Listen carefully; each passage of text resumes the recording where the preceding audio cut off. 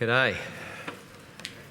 Well, for people that don't know me, I've got this sermon and then one more to come. So I got free rein to talk about whatever I wanted, which is very polite of JB. So in particular, I wanted to talk about the topic of perseverance.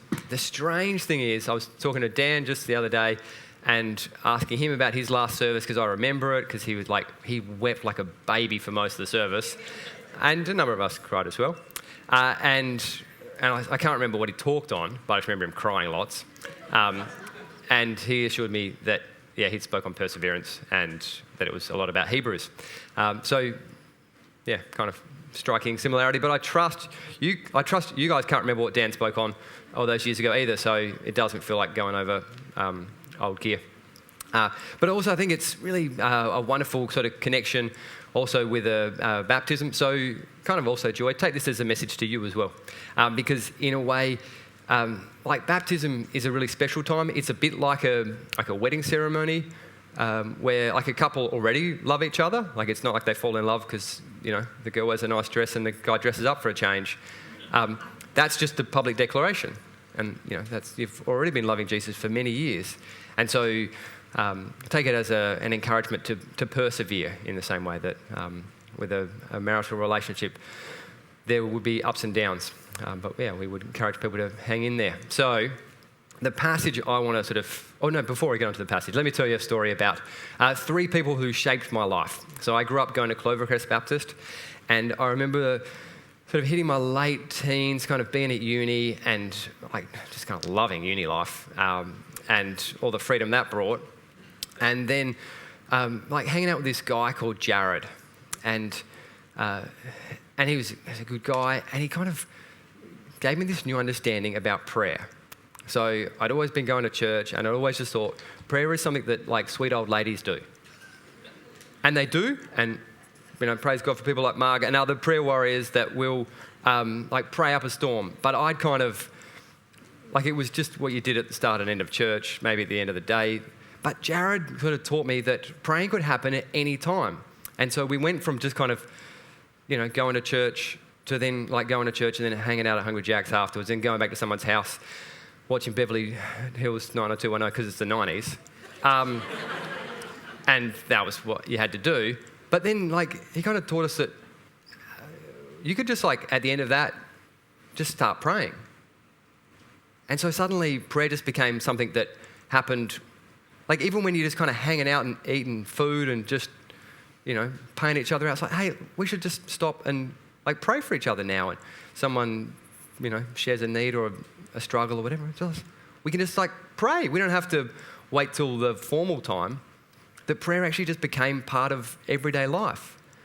And it kind of blew my mind, and that you would, choose to spend a weeknight going around to his house and praying for our church and for our friends. And it gave me a new understanding of prayer. And that was Jared. And then there was this other guy, Darren, a couple of years later, who taught me how to read the Bible deeply, where I'd always, I'd heard it read in church and, I knew it was good and stuff, but, I didn't read it much for myself. And then I had this new understanding of how to read it slowly and deeply and seek to actually, cast your mind back as to what was going on at the time and what the author intended for it to be and how it might apply to me and my life, and how God would continue to speak through his word for thousands of years to all sorts of different people. And again, Darren really just opened my eyes up to how God speaks through his word. And then there was this other guy, Mark Wilkinson, the youth pastor, and he kind of taught me lots of other stuff. And the classic being, he corrected me on a few occasions when I really needed that swift kick up the bum for, things that I shouldn't have done or shouldn't have said. And he was the one that was actually willing to challenge me and say, what's up with that in your life? That doesn't fit. Because there's not enough people that actually have the courage to confront you and ask you that question. But he was great in that. And he taught me all sorts of other stuff about leadership and so on. But the interesting thing about these three guys, that only Mark is still actively following Jesus.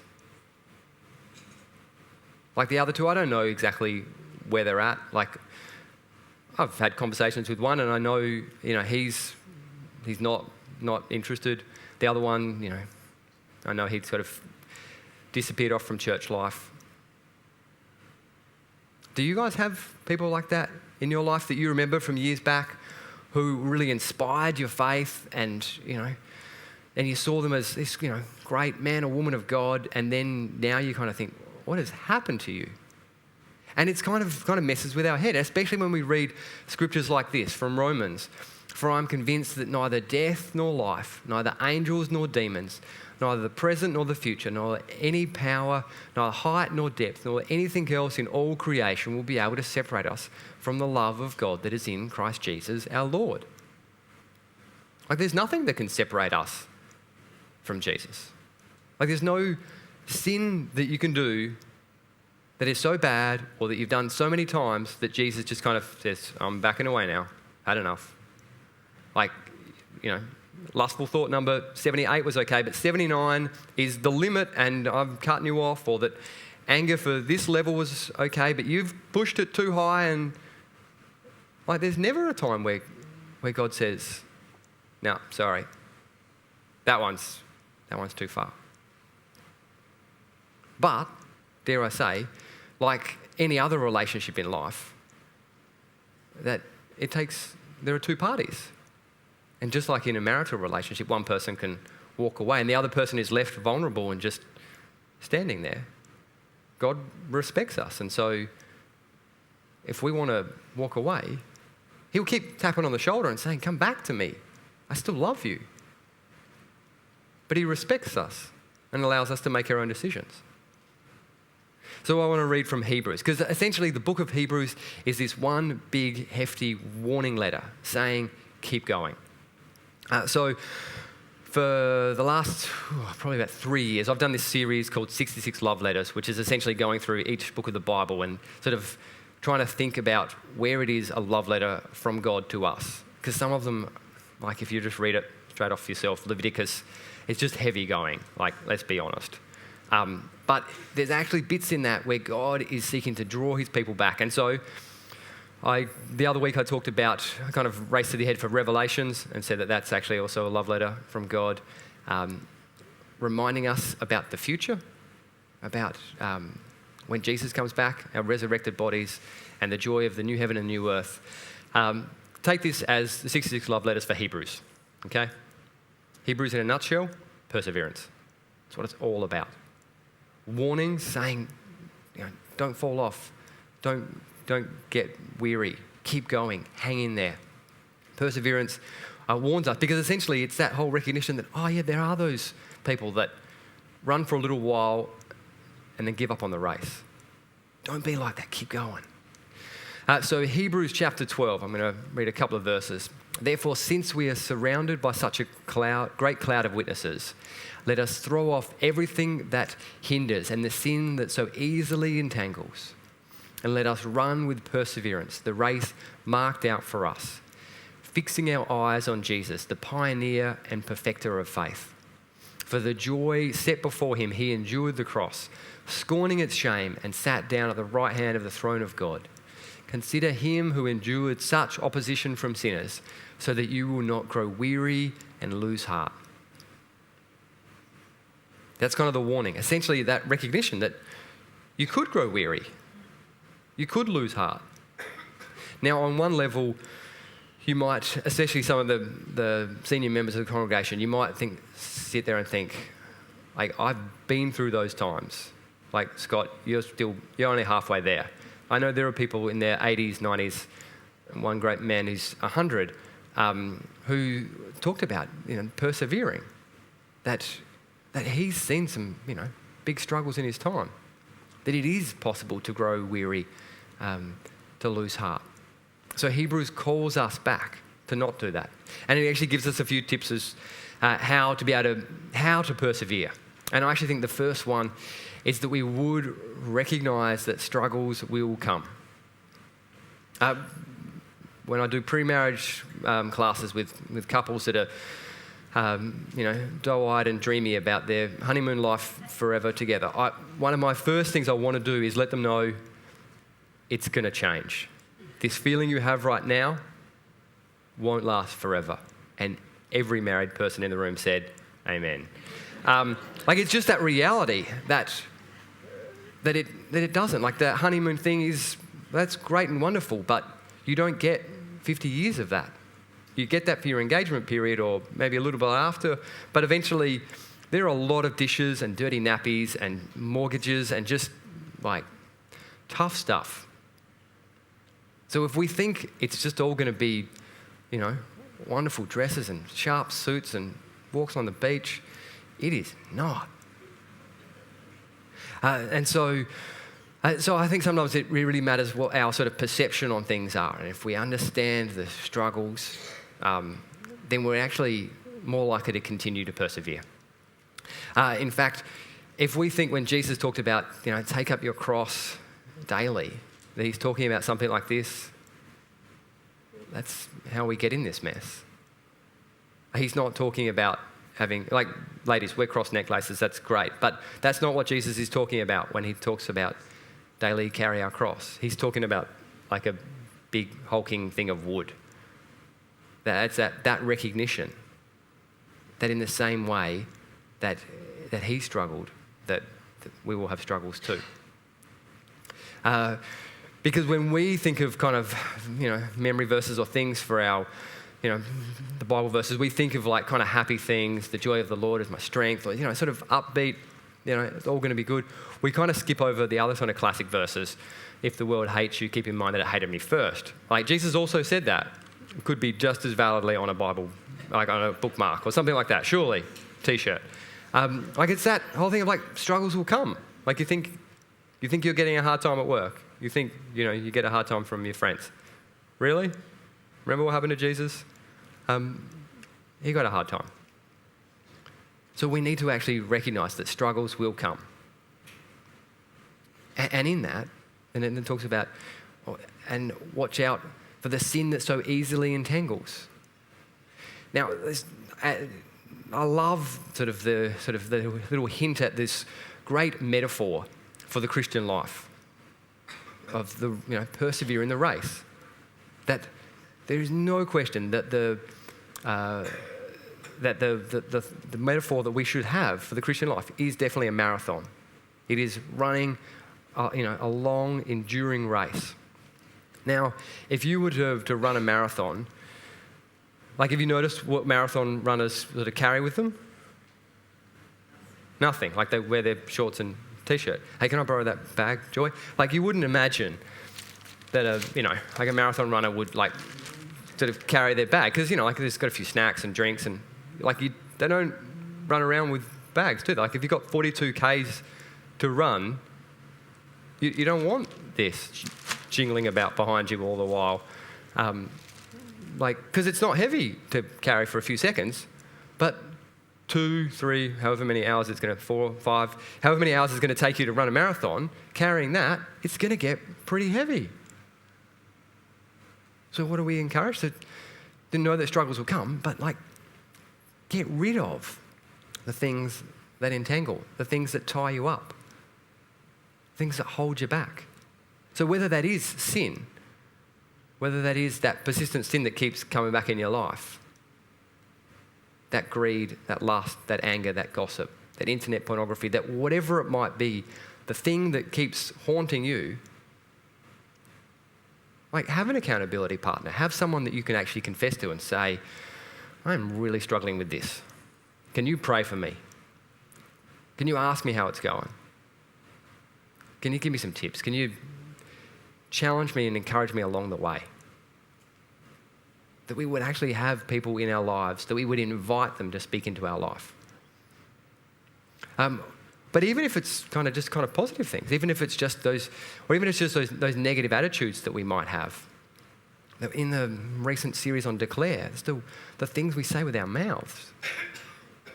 Do we end up declaring lies upon our life? Do we end up declaring negativity? Do we end up having a perfectionistic spirit that is only going to entangle and bring us to a place of guilt? Jesus longs to set us free. He longs for us to know his true freedom. He doesn't want us to be entangled. And secondly, it talks about that we would fix our eyes on Jesus. That would be at the heart of it. That the question is, like, what are we looking at? For those who have been journeying here for years now, if you've enjoyed like my ministry of me, encouraging and coming alongside, helping you out in difficult times, I hope so. I've tried to be a blessing. If you've been looking to me as the person that's going to like solve your problems and pull you out every time you're feeling down, sorry, I'm going. And the same for JB. Like, there is no one that's always going to be there. There's no one that's going to read your mind and know when you're feeling discouraged and be able to have those words. Like, small groups are so important. Like, I love small groups. But even then, there are times when your small group might be insensitive. They might cut you off. They might ignore your problem. They might race past your prayer point. They might let you down. It is only a matter of time before various people let you down. If you've got your eyes fixed on that person as though this person, they'll always be there for me. This group, this thing, I can keep my eyes fixed. I can depend upon them. It is only a matter of time. And they will let you down. It's just a reality.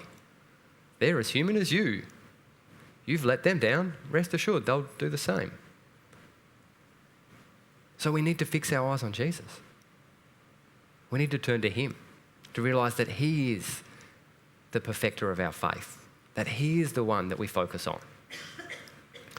One of my favourite things to do when I first got here and I was a youth pastor was to be able to take young guys away on surfing trips. I just loved thinking that I was getting paid to go surfing. That makes you a professional surfer, right? Bodyboarder, whatever, I just loved it. And so one of my favourite memories was taking, I used to go with Matty V and with Nathan Beasy and a few others, and we had these just great times. So Nathan Beasy, he's a fit little fella. He was just always running about doing sport, way fitter than I could ever dream of being. And I remember taking him to Middleton and, giving him a board and some flippers and kind of talking through, you want to duck dive those waves and just keep paddling. And, okay, let's go, get to it. And we're paddling out. And for anyone who knows Middleton, it is just wave after wave after wave after, for 200 metres before you actually get out the back and get some, relief. And here's this young fella, so much fitter than me, part way out, just, oh man, it's just too much. I'm going back on the beach. A great beginner's beach because you could just kind of essentially bob back to the beach. But I was what's up, fella? You're so much fitter than me. Why? How can you quit? If an old guy can make it out there, how can you not make it out there? But it's about the difference of perspective. So for me, it was very much about that I have that vision of where I want to end up. I know where I'm going to end up. I'm going to get out the back and I'm going to catch the best waves. It's going to be great. They're not going to be broken. It'll be an absolute joy to be on. In the meantime, there's going to be a struggle. There is possibly going to be actually hundreds of waves between the beach and getting there because it's just unrelenting. And what's the purpose of that? Well, it's for getting out the back and the joy there, but it's actually kind of good for me as someone who does very little deliberate exercise. It's this is good for my muscles, this is good for my heart, this is a good thing to do. This struggle is helpful for me. So it's all right. I'm struggling, but it's for a purpose. I'm going to get there in the end. I just will keep going, and if it's 2 minutes or 15 minutes, I'm going to get there, and I'll just keep going. But not for Shades. He kind of quit. Because at the heart of it, perseverance is actually like a battle with ourselves. Because we want the easy way out. We want to just say, oh man, I'm just so tired. I'm going back to the beach. I want to lie down. And in Hebrews, we're reminded, don't give up. Keep going. Keep your eyes fixed on Jesus. Keep running the good race. Hang in there. It is worth it in the end. There's going to be struggles. But do you know what? The struggles are actually helpful for you. In fact, in the book of James, it talks about, consider it pure joy, my brothers and sisters, whenever you face trials of many kinds, because you know that the testing of your faith produces perseverance. Trials? Joy? Not my average response, but it's that whole concept that actually it is in the difficult times that it actually builds up our faith. It actually builds up our muscles. It's actually good for us. It develops character, maturity. It is actually worthwhile for us. It is not something that we'd have run away for or hide or just wish it wasn't there, but actually to say, I know I'm getting a hard time. I know I'm going through a difficult spot. I know I've had this sin that keeps entangling me, but I'm going to cut it off and keep running. I'm going to keep going. I'm not going to let guilt pull me back. I'm not going to get caught up in perfectionism anymore. I'm not going to allow others' doubts to pull me down. I'm going to keep going. And so at the end of Hebrews, it also gives us a couple of other sort of classic encouragements in chapter 10. Let us hold unswervingly to the hope we profess, for he who promised is faithful. And let us consider how we may spur one another on towards love and good deeds, not giving up meeting together as some are in the habit of doing, but encouraging one another. Like I mentioned, I really do think that the great metaphor for the Christian life is a marathon. And one of the helpful things for marathon runners is that there's other people running too. Is that encouragement that, yeah, we're all in this together. We're all like going. It's a new understanding of the perception of pain. Of pain is not just this evil thing that I should just sit down because my muscles are sore. No, this is my muscles actually growing, and I'm going to keep pushing them because I want to get to the end. So they have their vision of where they're going, that I've got these 42 Ks to run, and I'm going to keep going at it. And I've got these other people around me. Marathon runners aren't looking to their right and left and sort of watching those people, but knowing that there's people running with them is an encouragement. That's why people do the City to Bay with lots of other people, because a lot of those people probably couldn't do 12 Ks by themselves. But put in, 50,000 people, and suddenly there's this mass of people all going. There is the general encouragement that, yeah, we're doing this together. So it's important that we do have small groups, that we do have people that hold us accountable, that encourage us, that spur us on towards love and good deeds. That is a great thing. But let us not have our eyes fixed on them. Let us realise that there's no question that our eyes are to be fixed on he who is faithful. At the end of the day, he is the one that is faithful. That we inevitably let God down. We inevitably take the easy option. And our friends will let us down. But he is faithful.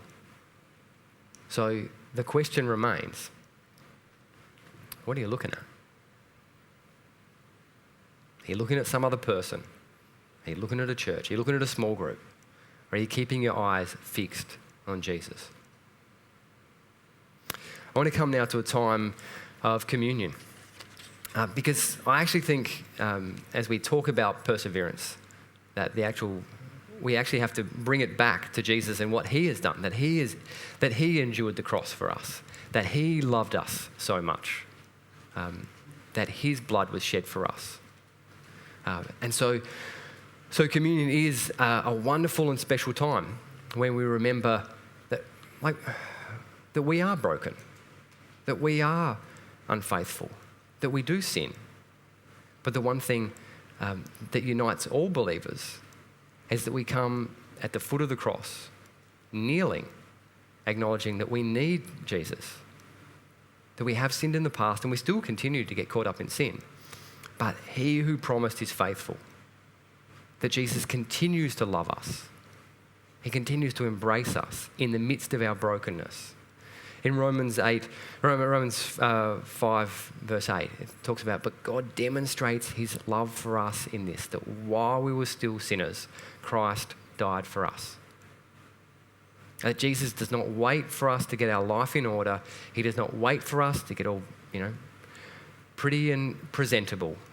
He takes us as we are, as broken people. That it is in the midst of our brokenness that he died for us. That his blood was shed to wash away our sin. And then he essentially asks, what is your response to me? Are we thankful? Do we look to him and say, yes, Lord Jesus, I know I'm so imperfect. I come and I long to know more of you.